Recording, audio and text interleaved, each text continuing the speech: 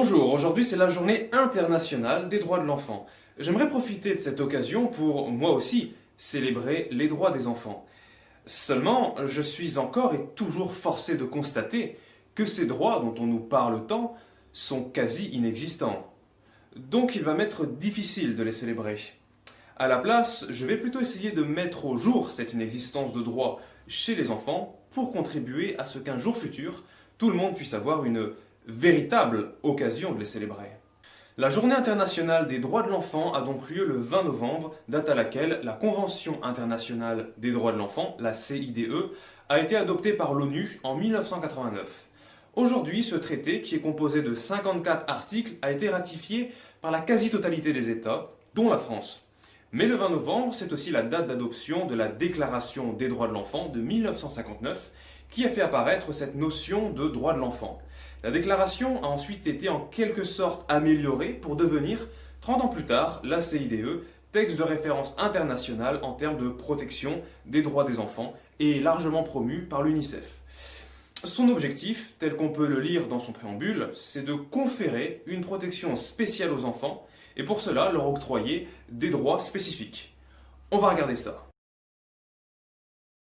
Bon, on va rentrer directement dans le vif du sujet. Article 28.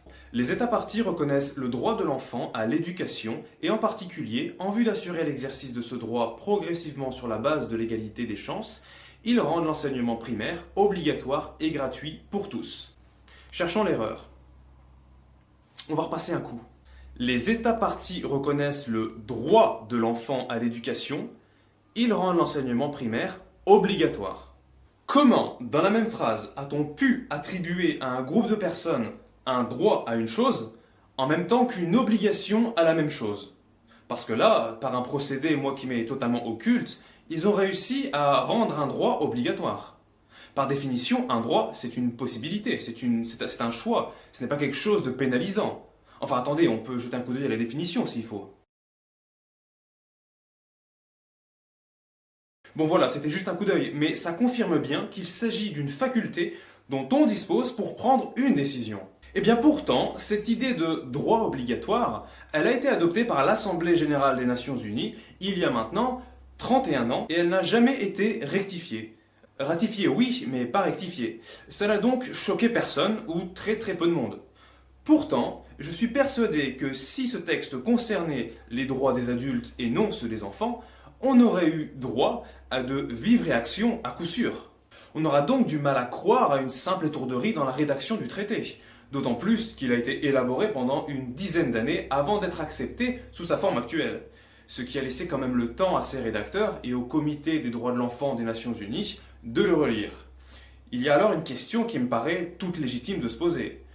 Pourquoi cette obligation d'instruction se retrouve ici travestie en droit ? Mais en fait, ce n'est pas nouveau. Dans son 7e principe, la célèbre déclaration des droits de l'enfant de 59 déclarait que l'enfant a droit à une éducation qui doit être gratuite et obligatoire. Chacun pouvait donc déjà s'étonner de l'insondable procédé par lequel, dans une même phrase, un droit pouvait se métamorphoser en un devoir et inversement. Peut-être est-ce là une caractéristique de l'éducation. Toujours est-il que ces textes, et celui de 89 en particulier, font foi dans le domaine de l'enfance et en ce qui concerne la place des jeunes personnes dans la société. Alors après avoir vu ça, on pourrait se dire en fin de compte que bon, une pareille absurdité, voilà, c'est un égarement dans la Convention et ça ne va pas plus loin. Malheureusement, on serait bien naïf de le penser. Article 12. Les États parties garantissent à l'enfant qui est capable de discernement le droit d'exprimer librement son opinion sur toute question l'intéressant, les opinions de l'enfant étant dûment prises en considération eu égard à son âge et à son degré de maturité. Ici, il faut le reconnaître, on a un droit. Mais quel droit? On a octroyé aux enfants la liberté de pouvoir donner leur avis sur ce qui les intéresse. Les voilà bien gâtés. Mais attention, il ne faut pas trop se réjouir. Déjà, qui décide de ce qui intéresse l'enfant ici? C'est lui ou bien d'autres?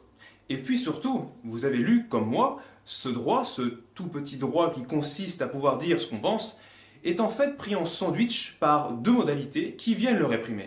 Les États parties garantissent à l'enfant qui est capable de discernement. Cette possibilité d'expression n'est en fait possible que lorsqu'on est capable de discernement. Mais qui juge de notre capacité au discernement? L'adulte, évidemment. Donc ce droit minime de pouvoir s'exprimer n'existe en fait que sous condition que des personnes majeures nous y autorisent.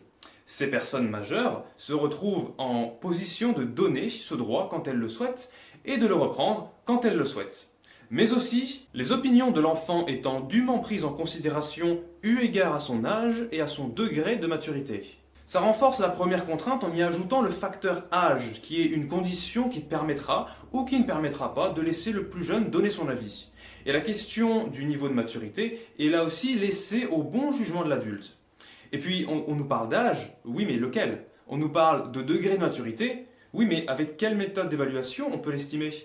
Donc, comme tout ça, ça reste bien flou, et bien en fait, ça laisse une très grande marge de manœuvre dans les prises de décision de l'adulte. Je précise pour terminer là-dessus qu'en termes de droit, il n'est nullement question dans cet article 12 de donner quelques prérogatives que ce soit à l'enfant en ce qui concerne une prise de décision sur les questions l'intéressant lui. Article 13. L'enfant a droit à la liberté d'expression. Article 14. Les États parties respectent le droit de l'enfant à la liberté de pensée, de conscience et de religion. Quand on doit passer la majeure partie de son existence de mineur à boire les paroles d'un maître et à les recracher sur une copie, j'ai du mal à imaginer qu'on puisse vraiment être libre de penser et que l'on puisse profiter de son temps pour s'exprimer librement. De plus, et surtout d'ailleurs, cette existence d'élève, année après année, élève à qui on apprend à penser de la bonne manière, et à se cantonner à un politiquement correct, est-ce que cela est réellement compatible avec un respect aussi bien de la liberté d'expression que de la liberté de penser? Lorsqu'on passe par la case école et que l'on vit donc à travers les valeurs qu'elle nous inculque, c'est très certainement à l'aune de ces enseignements que l'on ira s'exprimer. Ces deux libertés fondamentales ne sont donc accordées aux enfants qu'après que l'on se soit assuré qu'ils soient passés par le moule de l'école. L'article 28 sur l'instruction obligatoire anéantit donc une grande partie de la liberté d'expression et de la liberté de pensée conférée par le présent article. J'ai parlé ici de l'école, mais le maître, s'il a le pouvoir de faire taire l'enfant, c'est un droit d'autorité qu'il partage avec le parent. La privation de la liberté d'expression et de pensée de l'enfant peut tout autant s'exercer au sein de la famille. Article 15. Les États parties reconnaissent les droits de l'enfant à la liberté d'association. Ce n'est qu'en partie vrai. En France, avant 16 ans, on n'a pas le droit de créer une association ou de faire partie de son conseil d'administration sans une autorisation écrite de nos parents. Et même après 16 ans, les parents disposent d'un droit d'opposition sur la vie associative de leur enfant. Article 16. Nul enfant ne fera l'objet d'immixtion arbitraire ou illégale dans sa vie privée, sa famille, son domicile ou sa correspondance. L'enfant a droit à la protection de la loi contre de telles immixtions ou de telles atteintes. On nous parle de vie privée de l'enfant, donc cet article suppose qu'il existe une vie privée de l'enfant. Quelle est-elle? Qui la détermine? Eh bien, encore une fois, ce sont les adultes, et en particulier les parents de l'enfant. Les parents de l'enfant qui détiennent une autorité parentale inscrite dans la loi et qui leur permet de, justement, faire immixtion arbitrairement et de presque toutes les façons possibles dans la vie de leur enfant. Alors pourquoi on nous écrit que l'enfant aurait un droit à la vie privée? Il est même assez risible de parler d'un droit de l'enfant à ce que nul ne fasse immixtion dans sa correspondance. Enfin, il faut se réveiller. Ça serait comme de dire que l'enfant aurait un droit à ce que personne n'entre dans sa chambre. Tout le monde sait que ça ne se passe pas comme ça. D'ailleurs, si vous connaissez ne serait-ce qu'un enfant qui a déjà traîné ses parents devant la justice pour avoir regardé sa correspondance, alors dites-moi, je suis vraiment curieux de voir. Ensuite, quand on va à l'école et que l'on est donc surveillé quotidiennement par des professeurs et des surveillants, dans la classe, dans les couloirs, dans la cour, dans la cantine, il ne reste déjà plus beaucoup de place pour une vie privée. Donc, les immixtions arbitraires, tout est déjà établi d'avance, tout est déjà là, tout existe. Les immixtions arbitraires sont légales. L'enfant n'a pas son mot à dire. Article 32. Les États parties reconnaissent le droit de l'enfant d'être protégé contre l'exploitation économique et de n'être astreint à aucun travail comportant des risques ou susceptible de compromettre son éducation ou de nuire à sa santé ou à son développement physique, mental, spirituel, moral ou social. Bon, maintenant, vous comprenez que la logique est toujours la même. Ici, pour protéger les jeunes de l'exploitation économique, donc de l'exploitation du travail, on leur interdit le travail. Et encore une fois, cet interdit, on l'appelle un droit. Pour ce qui est de protéger l'enfant de certains risques auxquels pourrait l'exposer le travail, j'ai du mal à saisir l'utilité de cet article. Il veut protéger l'enfant de l'exploitation économique. Mais tout le monde aimerait pouvoir se prémunir contre l'exploitation économique. Quel est donc le sens de consacrer un article aux enfants pour les protéger contre quelque chose qui concerne en fait tout le monde? Quand on nous parle de protéger l'enfant des travails susceptibles de nuire à sa santé ou à son développement physique, mental, spirituel, moral ou social, ça signifie que les adultes, eux, ne doivent pas en être protégés. Mais en fait, c'est la même chose pour les droits fondamentaux. Si on prend l'article 6, les États parties reconnaissent que tout enfant a un droit inhérent à la vie. Est-ce qu'on a vraiment besoin d'un texte de droit rédigé spécialement pour une partie restreinte de la population quand il s'agit de leur garantir un droit de vivre? De même, dans l'article 27, qui reconnaît un droit à un niveau de vie suffisant pour permettre le développement physique, mental, spirituel et social de l'enfant. Même chose dans l'article 35, qui nous parle de protection contre la vente d'enfants et la traite d'enfants. Ou dans l'article 37, qui nous dit qu'il ne faut pas être cruel avec les enfants et ne pas les torturer. Et il y a d'autres choses encore, en ce qui concerne par exemple les infractions pénales, comme garantir aux enfants le principe de présomption d'innocence. Article 7. L'enfant a le droit d'être élevé par ses parents. Des enfants qui ont le droit d'être élevés par leurs parents, je n'en connais aucun. Par contre, je connais des enfants qui ont l'obligation d'être élevés par leurs parents. Même chose dans l'article 8, quand on nous dit que les États parties s'engagent à respecter le droit de l'enfant de préserver ses relations familiales. Il n'y a pas de droit à préserver ses relations familiales. Pour savoir si on a le droit de quelque chose, il suffit de se poser une simple question. Ce droit que l'on prétend me donner, est-ce que j'ai le droit de ne pas l'exercer? Et si la réponse est positive, alors c'est un droit. Autrement, ça n'en est pas un. Ça continue avec l'article 9 qui nous dit que les États parties veillent à ce que l'enfant ne soit pas séparé de ses parents contre leur gré. Alors là, je me demande ce que fait cet article dans une convention de droit. Déjà, il n'est nullement question de droit. Mais aussi, ce gré dont on nous parle n'est pas celui de l'enfant, mais des parents. À partir de là, comment il pourrait être question d'un droit pour l'enfant? Les États parties respectent le droit de l'enfant séparé de ses parents ou de l'un d'eux d'entretenir régulièrement des relations personnelles et des contacts directs avec ses deux parents, sauf si cela est contraire à l'intérêt supérieur de l'enfant. Bon, c'est évidemment faux. Chacun sait que l'enfant n'a jamais le dernier mot quant à son choix à entretenir des relations avec l'un de ses parents. Et l'article 20 en remet une couche. Tout enfant qui est temporairement ou définitivement privé de son milieu familial, ou qui, dans son propre intérêt, ne peut être laissé dans ce milieu, a droit à une protection et une aide spéciale de l'État. Je pense qu'il faut prêter garde au choix qui est fait dans les mots utilisés dans cette phrase et dans la Convention en général, mais cette phrase-là me semble particulièrement orientée. D'un côté, on nous parle d'une privation subie par l'enfant, et d'un autre, de son intérêt, de son droit, de sa protection. On emploie un terme dépréciatif lorsqu'il s'agirait pour l'enfant d'avoir des droits, pendant qu'on fait appel à un vocabulaire valorisant quand il s'agit de parler de ses fausses libertés, autrement dit, de ses devoirs. Et on pourra relever à divers endroits de la Convention que ce vocabulaire tend largement à présenter la privation de droits chez l'enfant sous un jour favorable. On retrouve très souvent l'emploi des mots droit et liberté pendant qu'on nous parle d'États qui les respectent, qui y veillent, qui s'y engagent. Par contre, pas une fois on ne trouve les mots devoir, obligation, interdiction se rapportant à l'enfant, à part indirectement lorsqu'il est question de l'enseignement obligatoire. Si on reprend l'article 9, il est quand même très clair. Les États parties veillent à ce que l'enfant ne soit pas séparé de ses parents contre leur gré. Il nous décrit bien une interdiction pour l'enfant de se séparer de ses parents sans leur accord, et donc une obligation à demeurer dans sa famille natale jusqu'à sa majorité. Mais bien sûr, on ne retrouve pas les mots interdiction et obligation dans cet article.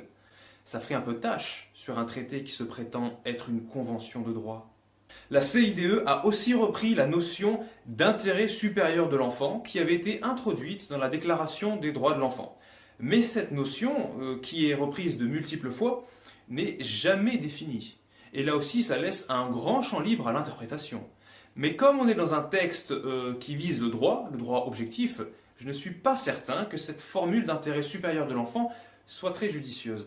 Peut-être aussi qu'il s'agit d'une erreur de traduction, enfin une traduction maladroite de l'anglais, car en anglais on parle de best interest of the child, ce qui signifierait plutôt les meilleurs intérêts de l'enfant. Quoi qu'il en soit, on peut discerner sans grand mal à travers les articles que ce qui est considéré d'intérêt supérieur, ce sont d'abord les opinions et les décisions des adultes. Et cette capacité décisionnelle de l'adulte lui est absolument exclusive, quel que soit l'article de la Convention. Sur le site de l'ONG Humanium, qui se donne pour mission de faire respecter le droit de tous les enfants, on peut lire à propos de cet intérêt supérieur de l'enfant que c'est un concept qui renforce le statut de l'enfant comme étant un sujet de droit, mais ne donne en aucun cas le pouvoir décisionnel à l'enfant. Il s'agit donc bien pour les enfants de bénéficier de quelques droits, mais sans avoir la possibilité de prendre de décisions sur leur propre vie. Et c'est par exemple ce qu'on retrouve dans l'article 12 sur leur droit à la liberté de s'exprimer. On pourrait se dire en lisant tous ces articles que, puisque ce qu'ils énoncent ne se retrouve pas dans la réalité, alors c'est que la Convention est terriblement mal appliquée, qu'elle est bafouée. Mais c'est quand même bien difficile à croire, parce que ce n'est absolument pas le discours que l'on entend. Quand on évoque la CIDE, c'est presque toujours pour en louer les bienfaits, et sans mettre en perspective ce qu'elle prescrit en termes de droit par rapport à ce qui est appliqué dans la réalité. Donc en fait, cette situation juridique des mineurs, qui pour moi sont définis à tort comme des sujets de droit par la Convention, elle sied très bien à ses partisans. Quand on parle de droit pour les adultes, il s'agit, du moins le plus souvent, de droits. Et accepterions-nous que ce qui nous est présenté comme des droits soit des obligations camouflées? Pourtant, quand on passe en dessous de la barre des 18 ans, quand on entre dans le monde de la minorité, les lois de la sémantique semblent s'altérer, et cela au point qu'un droit en devienne un devoir. À nouveau, la question revient. Pourquoi avoir fait passer des obligations pour des droits?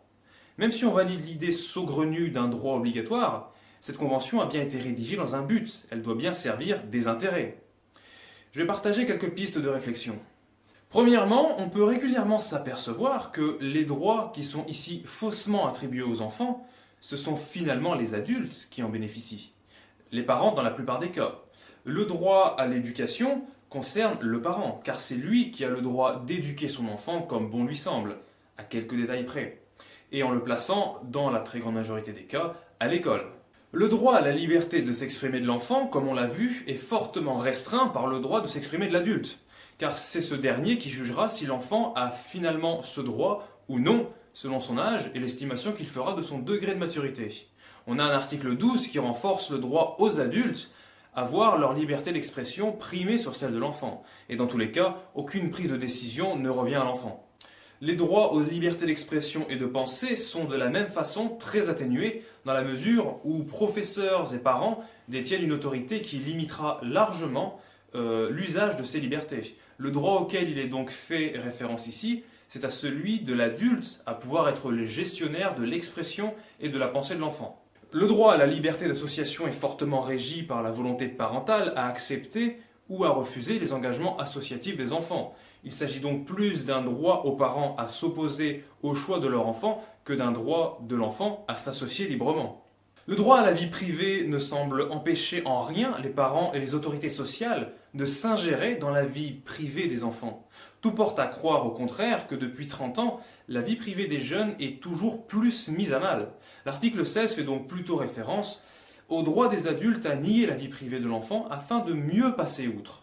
Et puis, comme ce ne sont jamais les enfants qui définissent leur vie privée, cette convention semble donc avoir pour but de servir les droits de l'adulte bien avant de servir les droits de l'enfant. Elle creuse la séparation déjà existante entre les statuts de mineurs et de majeurs. Les majeurs voient leurs droits se raffermir pendant que l'absence de droits des mineurs est fermement maintenue. Ce que les partisans de cette convention appellent droits spécifiques, eh bien, ils ont pour spécificité, en premier lieu, de séparer plus encore les enfants en une classe à part. Ces pseudo-droits spécifiques dont on nous parle verrouillent la catégorisation d'âge et servent à veiller à ce que les enfants ne bénéficient pas des mêmes droits que ceux dont jouissent les adultes, ce qui les place socialement dans une situation d'impuissance. Il y aurait donc un certain intérêt pour l'adulte à avoir un contrôle sur l'enfant, un contrôle qui est presque total quand on voit l'écart démesuré de droits entre les deux catégories d'âge.